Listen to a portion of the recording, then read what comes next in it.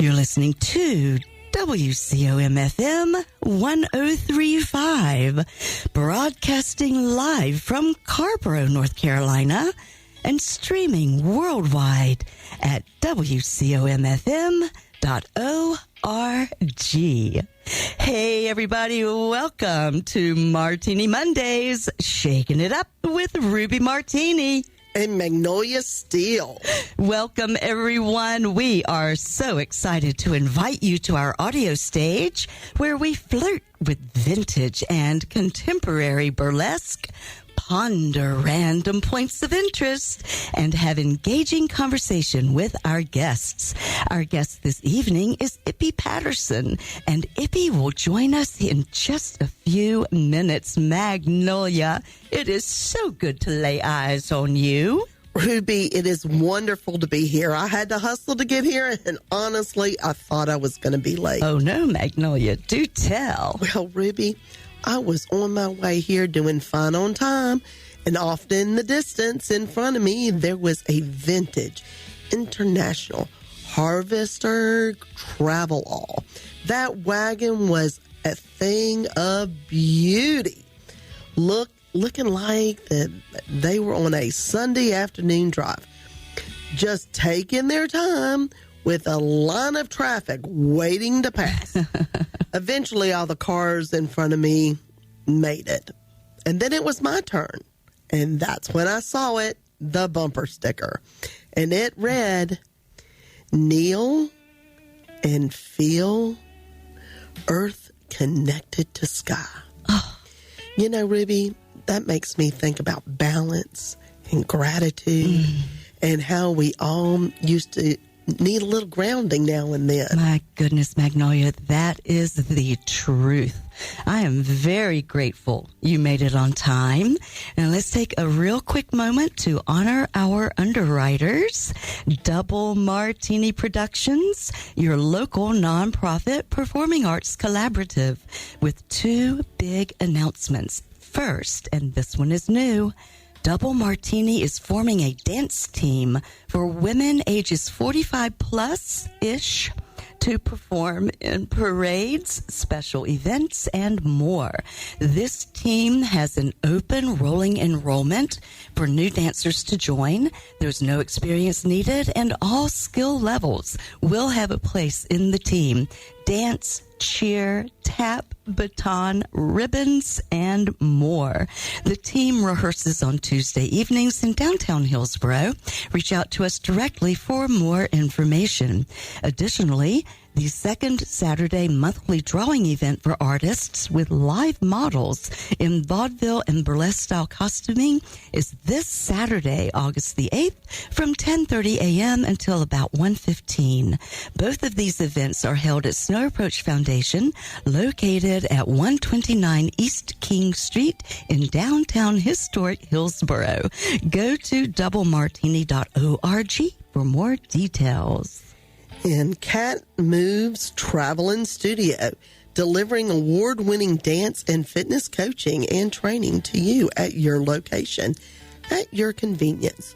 Join in every Tuesday for community line dancing from 6 to 7 at 129 East King Street in Hillsborough. Find out more at catmoves.me. That's cat with a K. catmoves.me.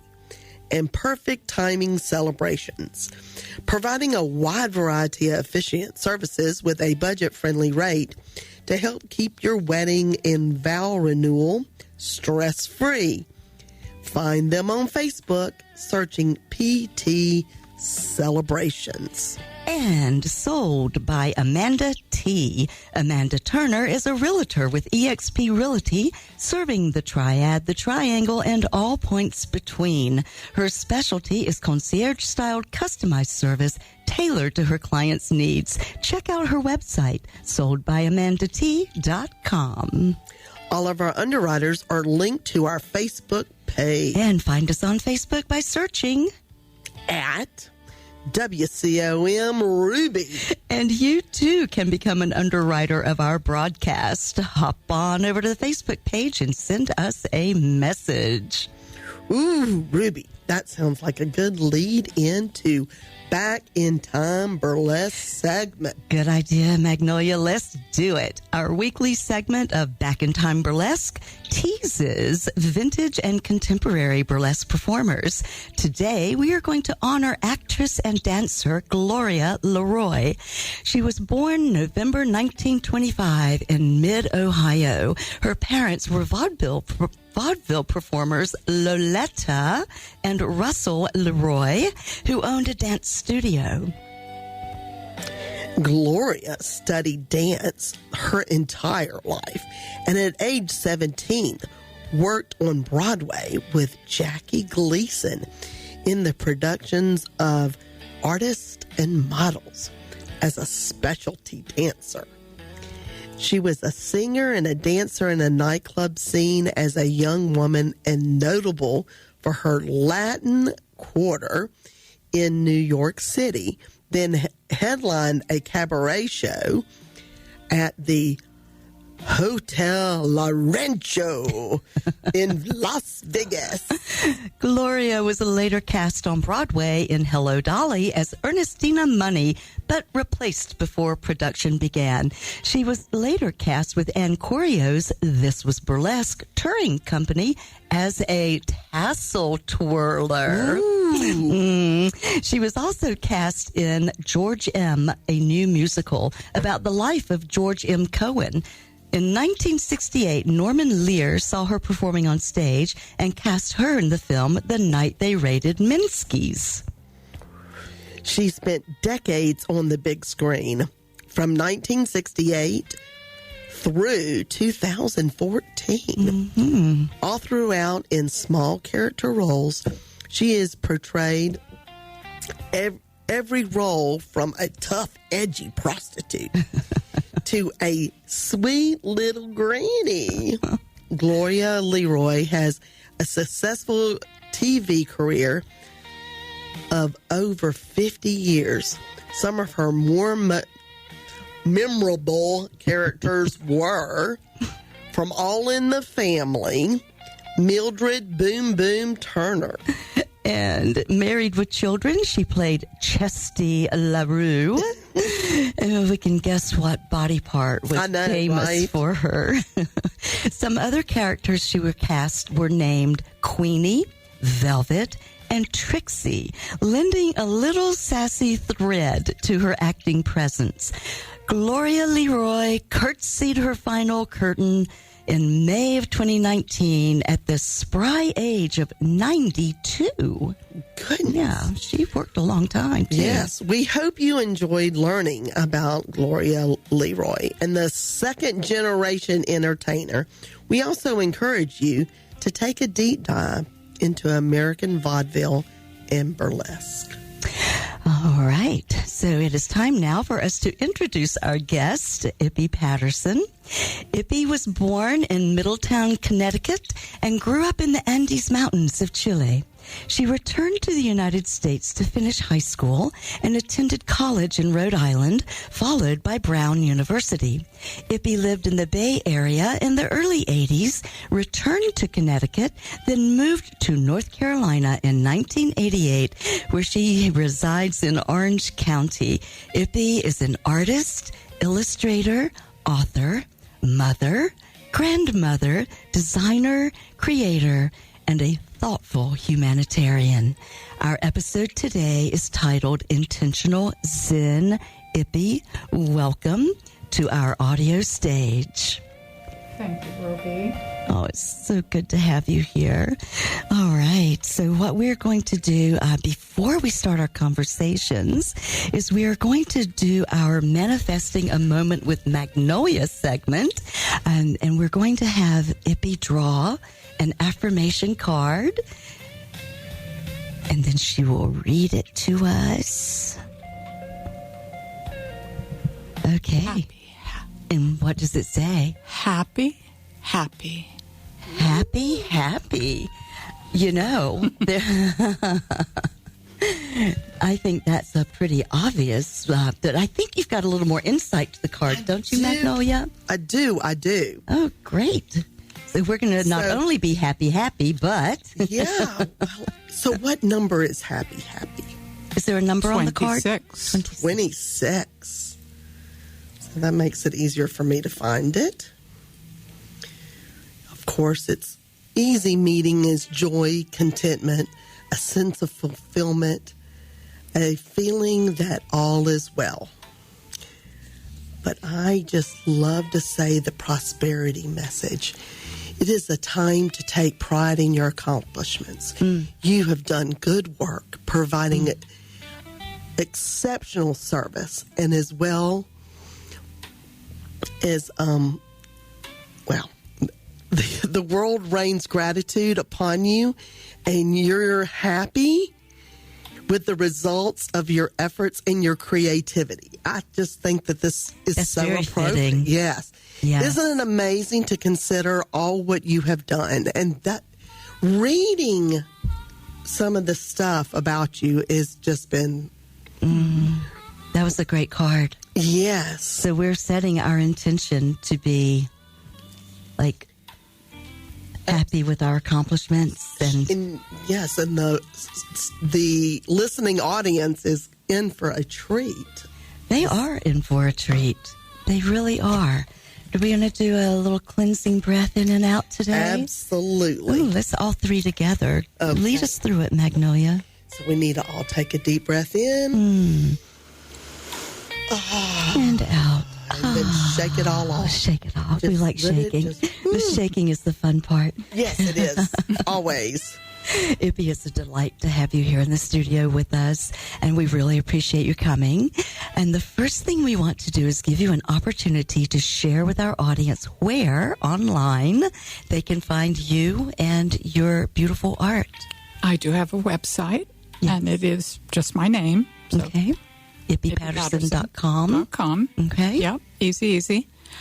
I have not done too much to it recently, but it is a thorough portfolio, Okay. more or less, of my stuff. I am planning this late September or October to offer something for sale, maybe one or two things that I would change season to season or year to year, because that's not happening at the moment. So although you can see a lot of work, you wouldn't know that there could be something for sale. Right. So that's going to have a more open focus for your audience and your followers to be able to purchase your pieces and love them at home. Right. Yeah. Otherwise, I have to go to my dentist and see. Or come to the library. Or come to the library, right. So let's set our stage with the beginning steps that you had beginning right into the art world. And we'd love to hear about growing up in South America, discovering your love of beauty, returning to the States and growing that love into numerous channels and art styles, and perhaps learning about some of your mentors along the way.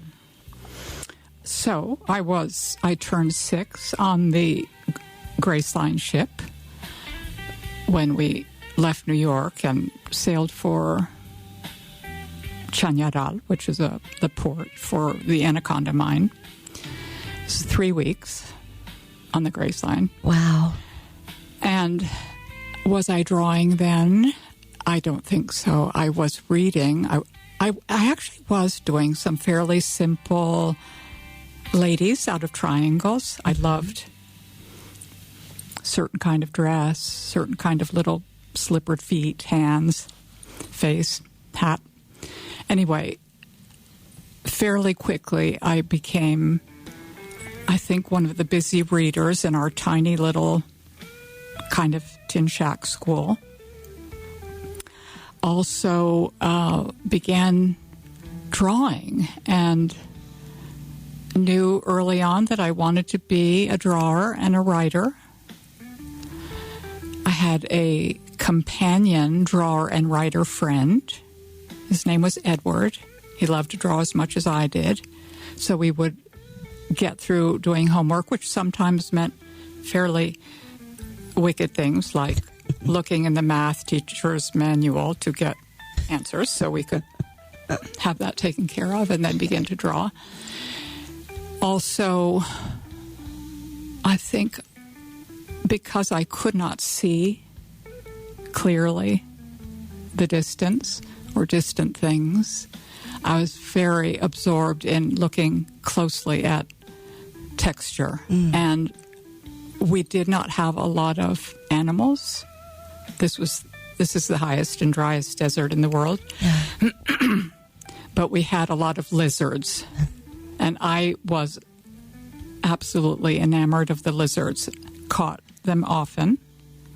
Figured out how to do that, which was I would see them in the distance, throw a blanket on them or my jacket, see the little movement, grab it, pick it up, look them in their eyes, look into their eyes, which were, I thought, very wise, and then put it in my lizard house. I love that. And their scales became a regular motif throughout my drawing life.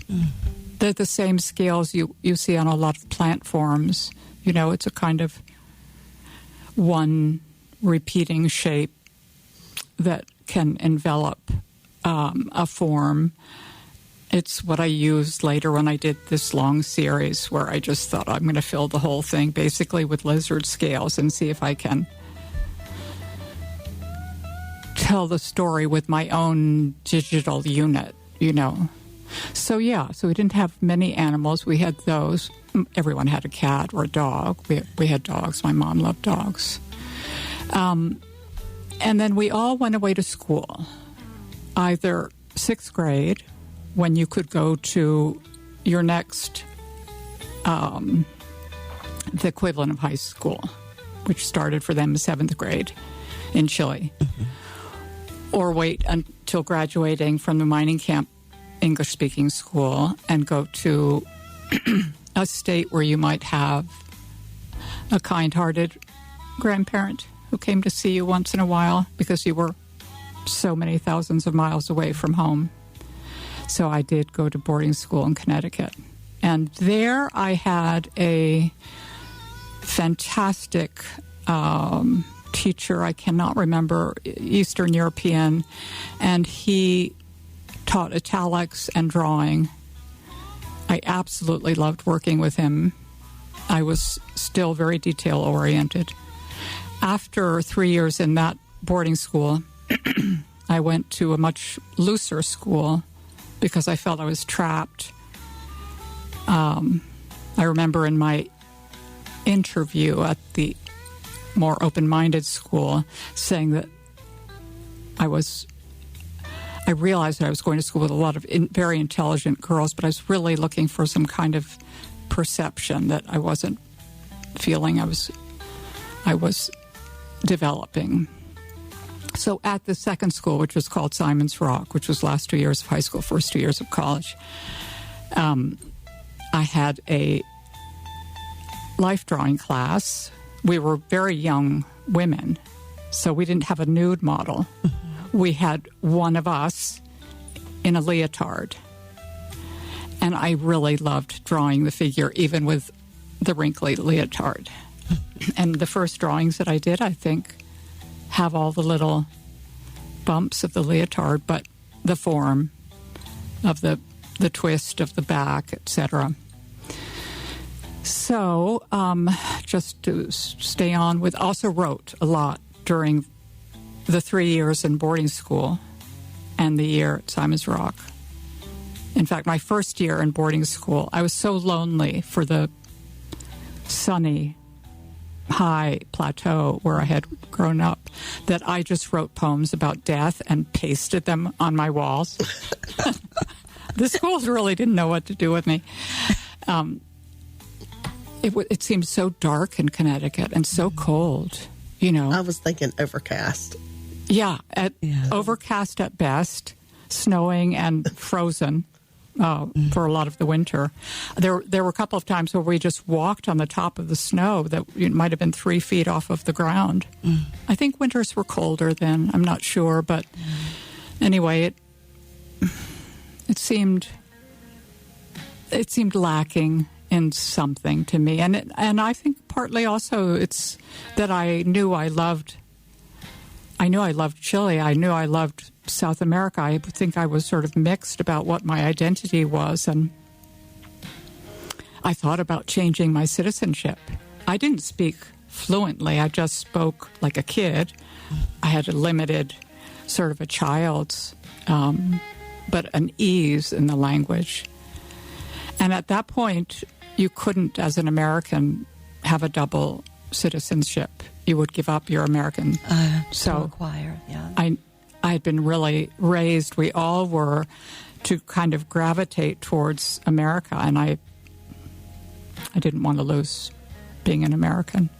But it was a devotion. I never gave up. So after the year at Simon's Rock, which was a very cool school, I had met my first husband there. He was a poet.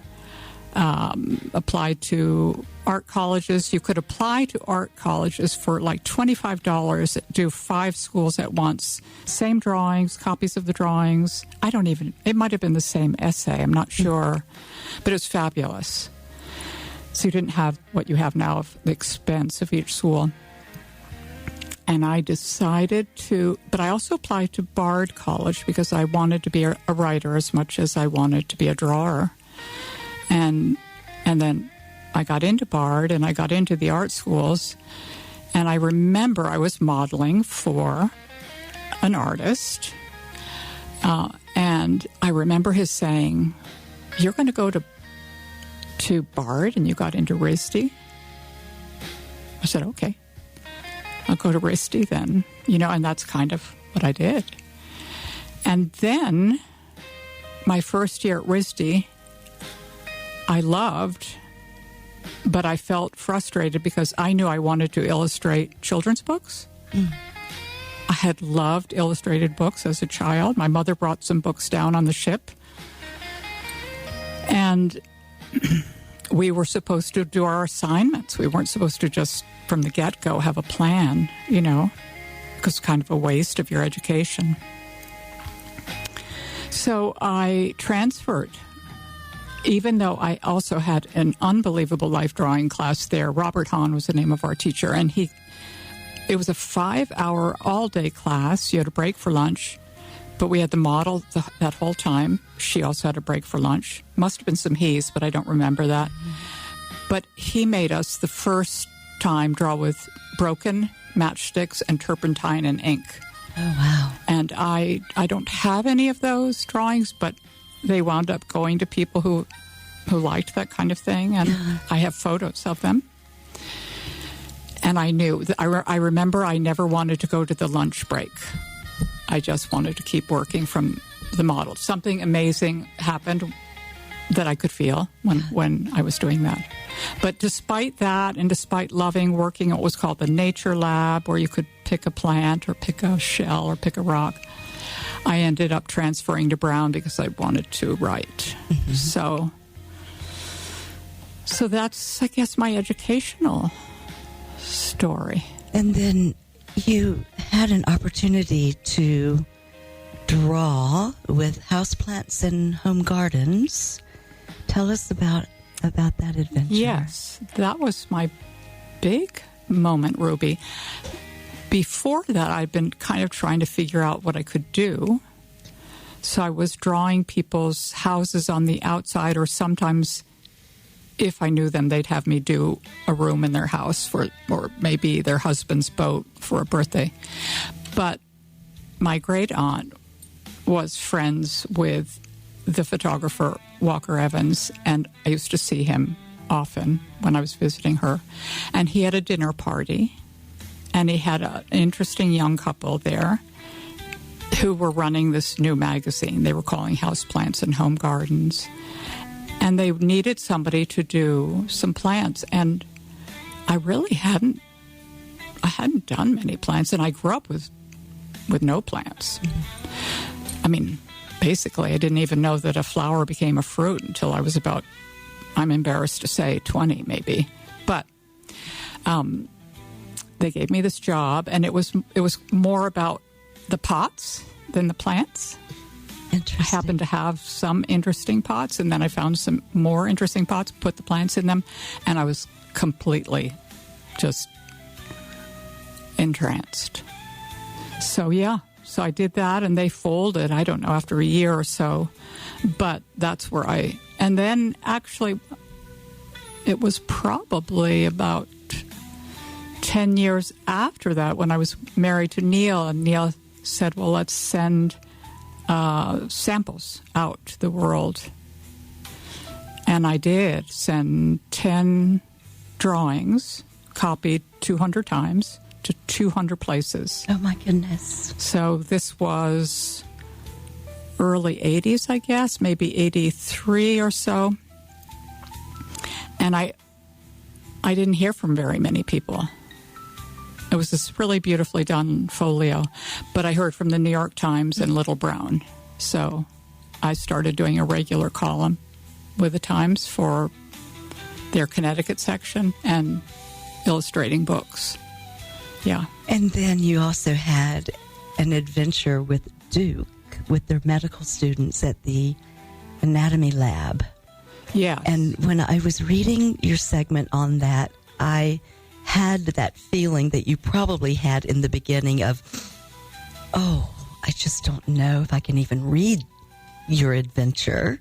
And so I'm sure it was a reluctance to like kind of dive in and go. Totally. But then it turned out to be something really beautiful.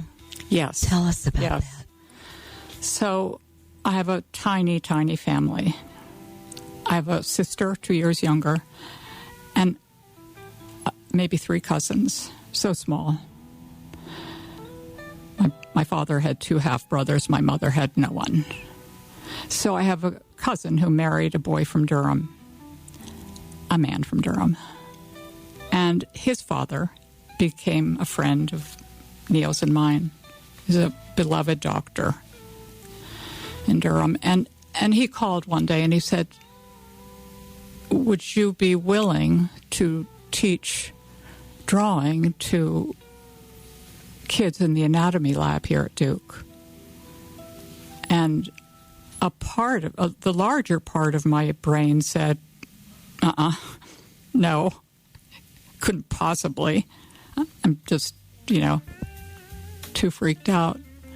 And a smaller part said, of course, but only if a friend of mine can come with me. My very close friend who had gone off into anatomy lab with her son, who was at UNC, because she was trying to figure out how the body was put together. She was doing this wonderful sculpture without knowing how the body was put together. She just wanted to go to another level. Mm. And there was a change in her work when she did this from beautiful and expressive to elegant and kind of anatomical. So we did, and I cannot tell you what it was like. First of all, there's 2 young kids who were running it. There was this fantastic girl, Emma, and she had applied to UNC, but also Duke, and also NYU. And when she was touring at NYU, she saw that the students were drawing in the anatomy lab. So these medical students were doing a kind of incredible art. And she chose to be here because she wanted to be close to her parents. But she said to them when she was at Duke, we should have a class. We should have an anatomy lab drawing class. And that's when they called me. So she and her pal, both of them were just a wonderful guy, wonderful girl, first-year medical students, so into it. They somehow raised, I don't know, $500. So there was enough money for equipment. So everyone had the pencils they needed. And I did not know how we were going to start the first one. And I did not know how I was going to feel going into that anatomy lab. I just couldn't believe it. People told me, first of all, it's freezing. And I'm always freezing. So, okay. So I came with, enough to be warm.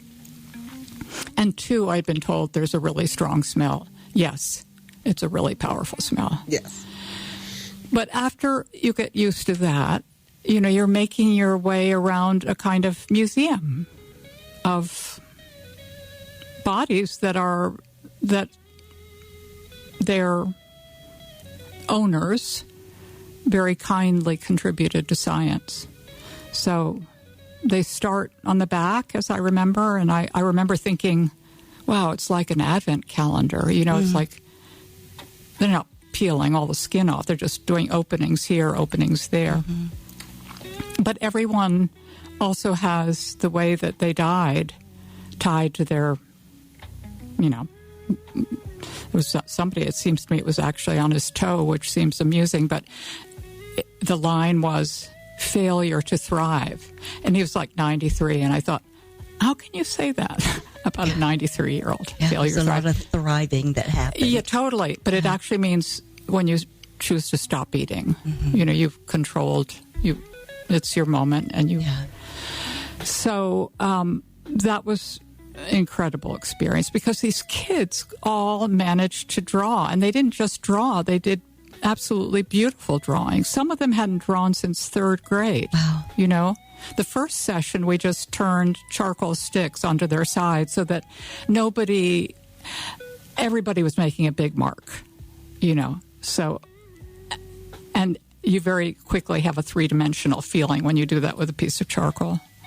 And you also have darkness and shade and lightness. So they actually, I think about during the winter of this past year, they celebrated 10 years of having the anatomy lab drawing session. Wow. And it was a bad night for winter, and I just couldn't make it over. They had a gala.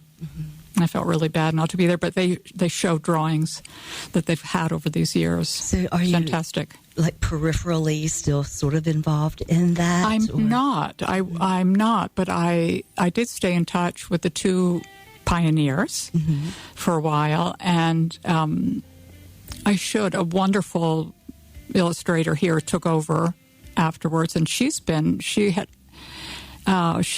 wanted to do it, I think, also named Emma Skurnick, wonderful illustrator. You guys should have her on the show. She had all her life wanted to do this. Wow. And she's doing it.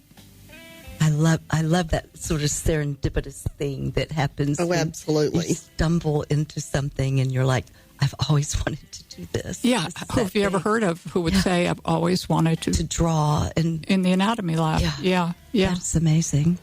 Wow. So currently, you have a exhibit here at Drakeford, and before we do Martini Melodies and because it's already 5:33. Can you believe it?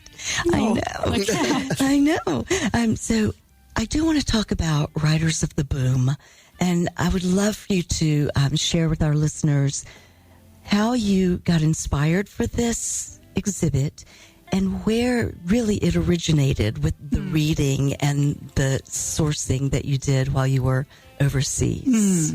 Yes. Well, good question, Ruby. I've been thinking about this. I think I'm absolutely obsessed with 1, people's faces, 2, people's origins, 3, stories of lives, where they started, stories of the history of the face, how it changes with age.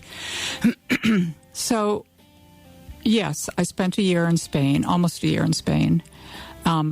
As you probably know from knowing me for all these years, I've been mostly a black and white artist, except for tiny bits of color that I've used on plants. And because those sometimes have been blown up to be 5 times bigger than they are, it looks like I use a lot of color, but I don't. So I did do a couple of watercolor portraits while I was in Spain, and I had done a few here before going over with a small group that I'm involved with, painting on Fridays. And I was just standing by a friend, a close friend of mine who was a lawyer, Lynn Holtkamp. She paints paintings of Impressionist paintings fabulously well, but they have her own zing to them. And she's very relaxed when she's doing it. And there was something about how relaxed she was that made me think, maybe I could kind of do this. I don't know. So Marcella Slade, who runs the art program here at the Drakeford, had liked a couple that I had posted on Instagram before I went to Spain. And when I came back, she asked me if I'd be interested in doing a show. So beginning with my going to Spain, I found this little workshop where people had life drawing. I was walking home from dinner in a restaurant one night to my apartment, my beautiful 1920s apartment. And I looked through the crack of the open door, and I could see all these artists were gathered around a scene that's very familiar to me. The new wing was designed to be able to have model and drawers. Anyway, I went back the next day and talked to them and joined for the life drawing. It was so interesting getting paper and tools there in Spain, and also joined watercolor. And so did I do many portraits at that point? No. But through that little group, I met an American woman who said one day, do you want to come to this literature class that I'm in? We just read stories and in Spanish. And I said, yeah, sure. So we met under not a magnolia, ficus tree in the courtyard of the Paleontology Museum in Valencia. I was completely snowed by this museum and the fact that I was sitting with, 4 or 5 people under this enormous tree with, cave artifacts inside the building. There's so much life around the Mediterranean. The civilization there is probably some of the earliest for sure. So I realized really quickly that was a class I had been looking for all my life, because a part of me left a part of me behind when I went back to the U.S., which I was sort of trained and programmed to do. The part of me that loved Chile and loved the happy, I'm holding up my card, Mm-hmm. Yes. The Latin culture is I shouldn't say it, but it's a warmer, happier culture. Mm-hmm. And that class, which I so loved attending in person, went online when it broke up, and our wonderful teacher, Sofia Arista, went back to Argentina. She also was in Italy for a while. She's now back in Valencia. She and her husband have traveled around the world. And so she's allowed a couple of us she's given her time so that we can keep the class alive. And I thought, wow, when Marcella asked me, these stories have meant so much to me because, 1, I love short stories, 2, always wanted to be a writer, but 3, or maybe actually 1A, these are Latin Americans, and it's not... The fact is that Latin America doesn't get enough attention, really. There's so much attention on Europe, and then there's North America, and here we are, the larger half of us, this incredibly vibrant collection of variations of the Spanish-speaking culture with their indigenous people, each of them, and so the fact is, she was calling it Writers of the Boom. I'd never heard of this expression, boom. I was like, what does that mean? And it does come from the fact that the Cuban Revolution made such waves that everyone started to pay attention. What's going on there? And suddenly there was an interest in the fact that there were incredible writers who were independent of any other area, writing their own thing, sometimes influenced by, but sometimes influencing Europeans. So I thought, well, I'll just take some of these authors and paint them. And then I really didn't know how to do it. done John Bierman's oil painting class one winter, and he's a fantastic teacher. He also went to RISD. And I tried to do it really methodically, the way I draw. And I said to a good friend, Laura Frankstone, it's going to take me like 100 paintings to be able to do oil. She says, it's going to take you like 1,000.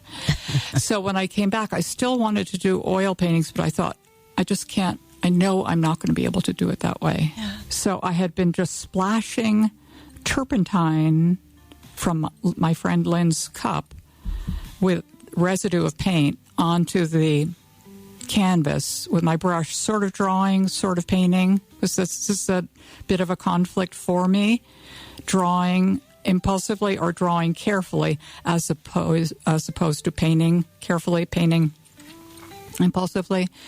And so they began very impulsively, drippy, messy, and maniacal. And I thought, what am I doing? I can't do this. I'm completely lost. Called Greer a couple of times and said, help. And he, walked me through. I'd send him pictures, various stages. It was very helpful and fun to have his advice.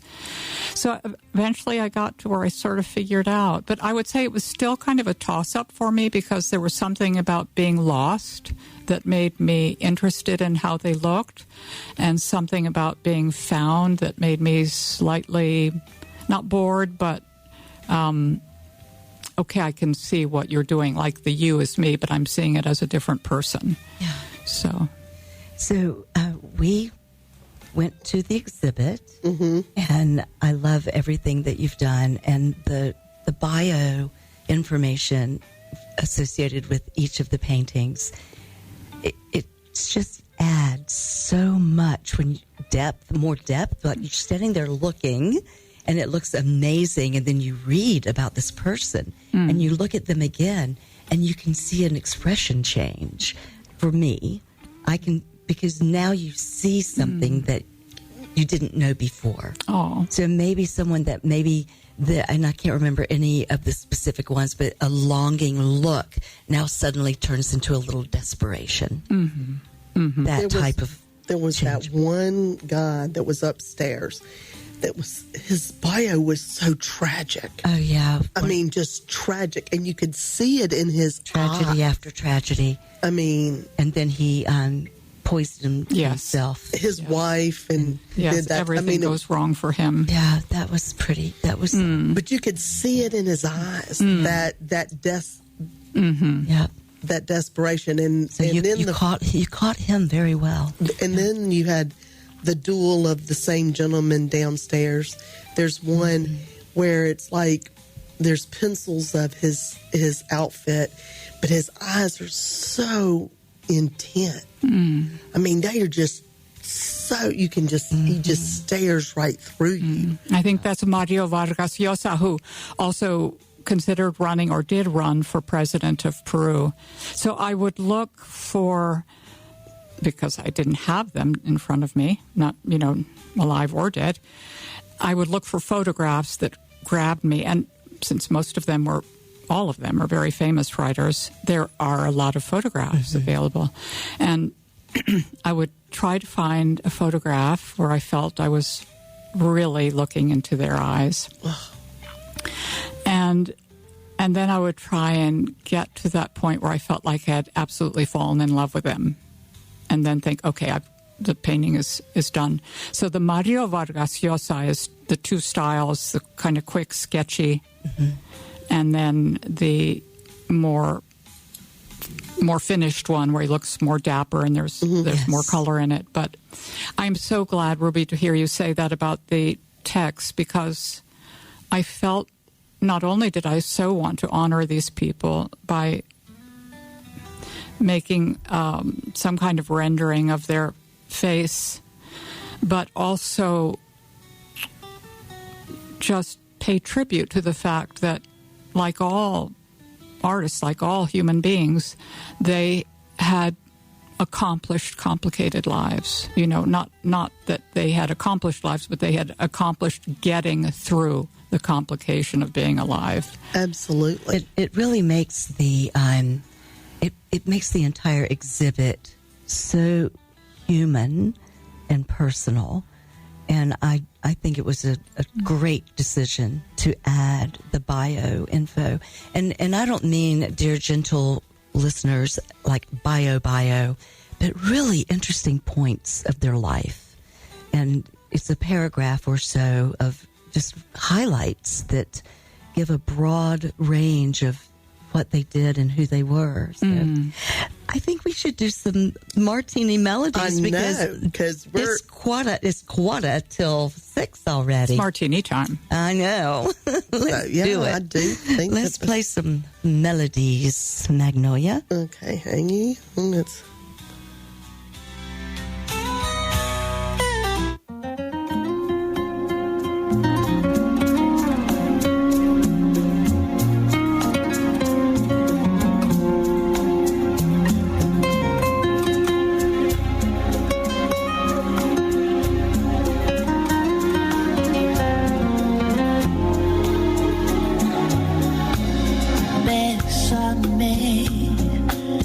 Bésame mucho, como si fuera esta noche la última vez.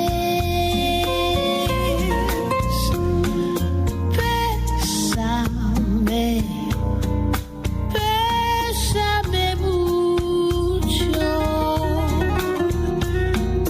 que tengo miedo a perderte después. Bésame, bésame mucho, como si fuera esta noche la última vez. Bésame, bésame mucho, que tengo miedo a perderte después. Quiero tenerte muy cerca, mirarme en tus ojos, verte junto a mí. Piensa que tal vez mañana yo estaré lejos, muy lejos de ti. Bésame, bésame mucho, Como si fuera esta noche la última vez. Bésame,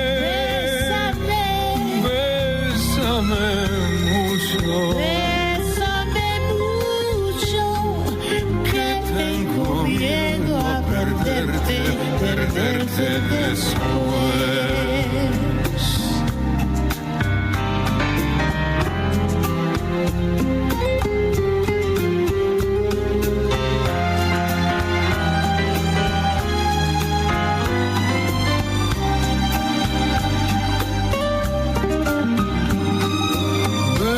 Bésame, bésame mucho, bésame mucho,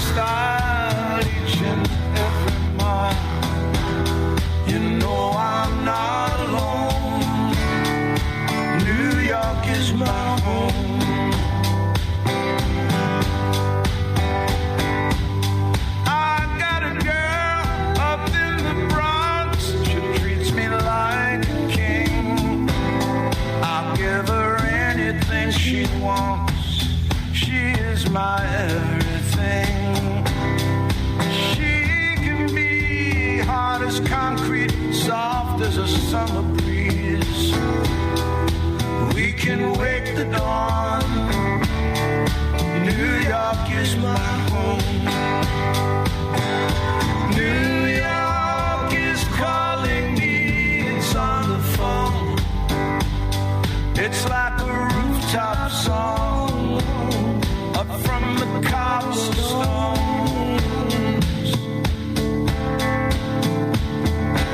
You won't ever hear me say the city streets too loud. I hear a gospel hymn in every passing crowd. It trails me and it tells me down the Central Park. And even after dark, New York is my home. New York is calling me, and now I find city never sleeps. It's my state of mind. The breezes blow that take me where the Hudson River flows. The harbor lights shine on the piers, as all young lovers know. I can touch the world as it sails in from everywhere. I'm not alone. New York is my home.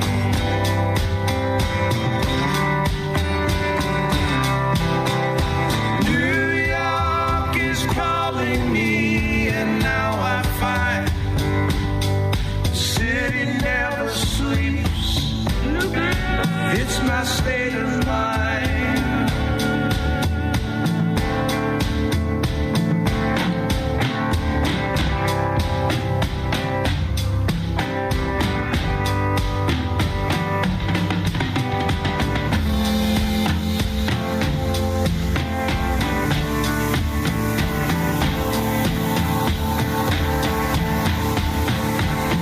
The breezes blow that take me where the Hudson River flows. The harbor lights shine on the piers, as all young lovers know. I can't touch the world as it sails in from everywhere. I'm not alone. New York is my home. I'm not alone. New York is my home.